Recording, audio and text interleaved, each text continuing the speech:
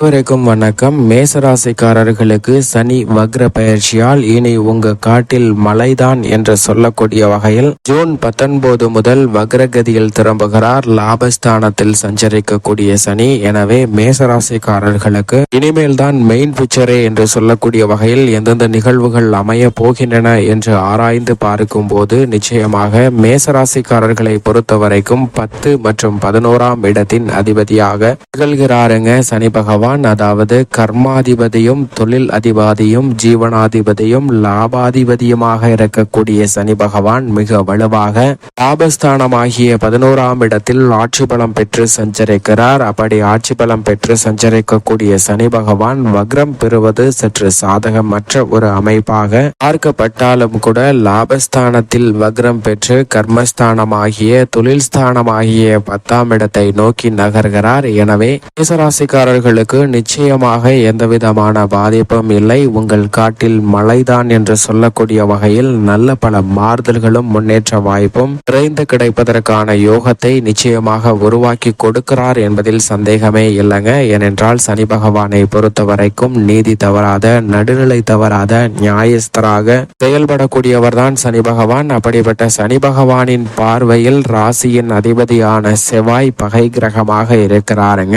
நிச்சயமாக ராசிக்கு சகாயமற்றவராக இருந்தாலும் கூட ராசியின் அதிபதியான செவ்வாயின் பார்வையில் சமகிரகமாக இருக்கிறார். சனியின் ஆட்சி வீடான மகர ராசி தான் ராசியின் அதிபதியான செவ்வாயின் உச்ச வீடாக பார்க்கப்படுகிறது. எனவே சனி பகவான் ராசிக்கு சகாயமற்றவராக இருந்தாலும் கூட அவர் லாபஸ்தானத்தில் வலுவாக ஆட்சி பலம் பெற்று சஞ்சரிக்கிறார். அது மட்டுமல்லாது லாபத்தில் தான் வக்ரகதியில் திரும்புகிறாருங்க. எனவே இந்த வக்ர பயிற்சி காலகட்டத்தில் பெரிய அளவிற்கு சிரமங்களை சந்திக்க வேண்டிய ஒரு சூழல் நிச்சயமாக ஏற்படாது என்பதை தெளிவாகவும் துல்லியமாகவும் உறுதிப்படுத்துகிறார். எனவேதான் சனி பகவான் வக்ரம் பெற்றாலும் கூட எந்தவிதமான பாதிப்பும் மிக பெரிய அளவில் சந்திக்க வேண்டிய சூழல் நிச்சயமாக மேசராசிக்காரர்களுக்கு இல்லை என்பதுதான் யதார்த்தமான உண்மையாக பார்க்கப்படுகிறது. நவகிரகங்களிலே நீண்ட நாட்கள் பயண தூரத்தை கொண்டவராக பார்க்கக்கூடியவர் சனி பகவான். அவர் நீதி தவறாத, நடுநிலை தவறாத, நியாயஸ்தராக செயல்படுகிறாருங்க. அப்படிப்பட்டவர் ஒருவருடைய ஜாதக அமைப்பில் ஒரு ராசியில் 2.5 ஆண்டுகள் வலுவாக அமர்ந்து சஞ்சரிப்பார். அப்படி சஞ்சரிக்கக்கூடிய காலகட்டத்தில் வக்ர பயிற்சியும் அதிசார பயிற்சியும் சந்திக்கக்கூடிய வாய்ப்பு உருவாகிறது. அப்படி வலுவிழக்கக்கூடிய வேளையில சனி பகவான் வக்ரகதியில் திரும்பும் போது பின்னோக்கி நகர்கிறாருங்க. தற்போது லாபஸ்தானமாகிய 11இல் இருந்து மற்றொரு ஆட்சி வீடாக பார்க்கக்கூடிய 10ஆம் இடத்தை நோக்கி நகர்கிறாருங்க. எனவே எந்த விதமான பாதிப்பும் நிச்சயமாக மேசராசிக்காரர்களுக்கு இல்லை. எனவேதான் உங்கள் காட்டில் மழை என்று சொல்லக்கூடிய வகையில் பல்வேறு வகையான நன்மைகள் இந்த தருணத்தில் நிச்சயமாக உண்டு. இது மட்டுமல்லாது நவகிரகங்களிலே குருவிற்கு அடுத்தபடியாக சிறப்பு பார்வை உண்டு என்றால் அது நிச்சயமாக சனிதான். அப்படிப்பட்ட சனி பகவானுடைய சிறப்பு பார்வை மிகவும் வலுவாக மேசராசிக்காரர்களுக்கு 1, 4, 8 ஆகிய இடங்களை வலுப்படுத்துகிறதுங்க.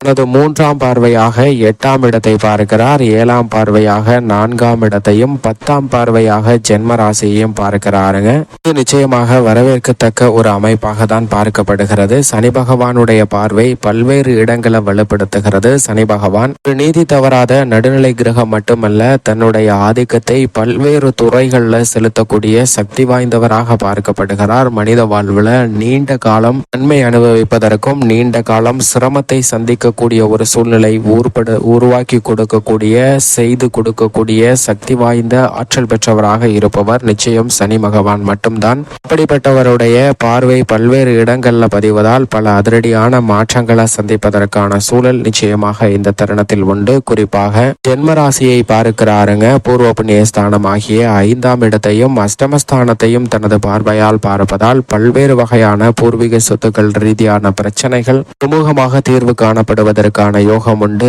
அஷ்டம பாதிப்புகள் வெகுவளவில் குறைகிறது. எனவே திருமணம், புத்திரபாகியம் உள்ளிட்ட பல்வேறு விதமான சுப நிகழ்வுகள்ல நிச்சயம் தடை ஏற்படாது. மனநிறைவை பெறக்கூடிய வகையில் மேசராசிக்காரர்களுக்கு குடும்பத்தில் பல்வேறு வகையான மகிழ்ச்சிகரமான நிகழ்வுகள் இந்த தருணத்தில் சிறப்பாக கைகூடுவதற்கான யோகம் உண்டு. வீண் விரய செலவுகள் மிக பெரிய அளவில் கட்டுக்குள் வருவதோடு மட்டுமல்லாது தொழில் ரீதியான முயற்சியில் மிக பெரிய அளவில் முன்னேற்ற வாய்ப்புகள் நிறைந்து கிடைக்கும். உத்தியோக ரீதியாக தனி லாபத்தில் வக்ரம் பெற்றிருக்கக்கூடிய இந்த தருணத்தில் பல எதிர்பாராத அதிரடியான மாற்றங்கள் உத்தியோக ரீதியாக உண்டு. அவை நிரந்தர வேலை வாய்ப்பை நோக்கி நகர்வதற்கான சூழலையும், நீங்கள் எதிர்பார்க்கக்கூடிய உத்தியோக ரீதியான சூழ்நிலைகள் மிக சுமூகமாக அமைவதற்கான யோகமும் உண்டு. இந்த தருணத்தில் தசாபுத்திகள் வலுவாக இருப்பின் நீங்கள் எதிர்பார்க்கக்கூடிய ஊதிய உயர்வு, பதவி உயர்வு உள்ளிட்ட பல நன்மை நிறைந்த விஷயங்கள் நிச்சயமாக உண்டு. தொழில்துறையின் அதிபதியாகவும் சனி பகவான் பார்க்கப்படுகிறாருங்க. அப்படிப்பட்டவர் லாபஸ்தானத்தில் வக்ரம் பெற்று தொழில்துறையை நோக்கி நகர்கிறார். எனவே நிதி நிறுவனங்களின் ஆதரவு சிறப்பாக அமையும். இந்த தருணத்தில் சந்தை நிலவரம் உங்களுக்கு சாதகமாக மாறும்.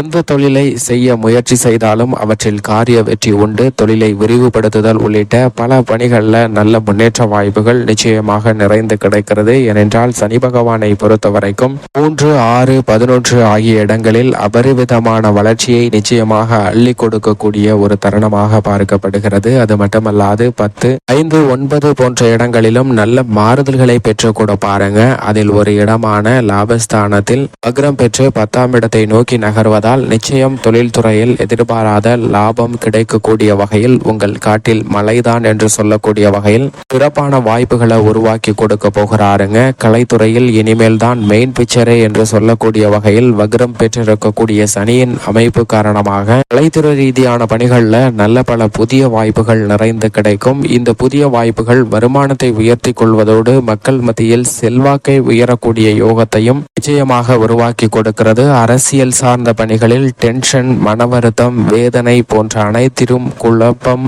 உள்ளிட்ட அனைத்துமே சிறப்பாக தீர்வதற்கான யோகம் உண்டு. எதிர்கால நலனுக்காக தற்போது அரசியல் துறையில் பல அதிரடியான மாற்றங்களை மிக சிறப்பான முறையில் மேற்கொள்ளலாம். மாணவ மாணவரின் கல்வியை பொறுத்த வரைக்கும் நிச்சயமாக லாப சனியால் எந்த விதமான பாதிப்பும் இல்லை. வித்யா கரகரான புதனும் சனியின் நட்பு கிரகமாக பார்க்கப்படுகிறார். எனவே கல்வியில் ரெட்டிப்பு வளர்ச்சியும் நல்ல முன்னேற்றமும் இந்த தருணத்தில் உண்டு. சனி வக்ரம் பெற்றாலும் கூட ராசிக்காரர்களுடைய கல்வியில் சிறப்பான வளர்ச்சி நிறைந்து கிடைக்கிறது.